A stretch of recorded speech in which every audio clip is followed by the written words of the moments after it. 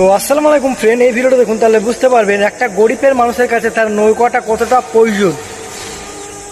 সে নৌকাটার মধ্যে নৌকা ভর্তি বালি নিয়ে এসেছে সমুদ্রের মাঝখান থেকে। সে নৌকাটা ডুবে যাচ্ছে কোনো একটা কারণে, সেই কারণে নৌকার বালিগুলা কীরকম করে খালি করছে।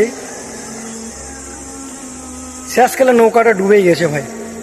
কিন্তু একটা নৌকা যে মানুষের কাছে চলে যাওয়া, একটা গরিবের সংসারের কাছে একটা নৌকা মানে তার কাছে উল্টে যাওয়া মানে হারিয়ে যাওয়া, মানে সেই জিনিসটা যদি চলে যায় তার কাছ থেকে, তার কতটাই মানে কষ্ট এবং কতটা আঘাত লাগে একমাত্র সেই গরিবই জানে।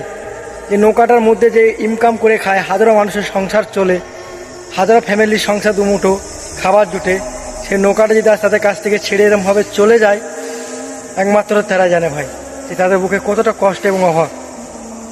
বেশি বেশি ভিডিওটা শেয়ার করে অন্যজনকে দেখার সুযোগ করে দাও। আর আমার ভিডিও ভালো লাগলে অন্যজনকে লাইক কমেন্ট শেয়ার করে দাও।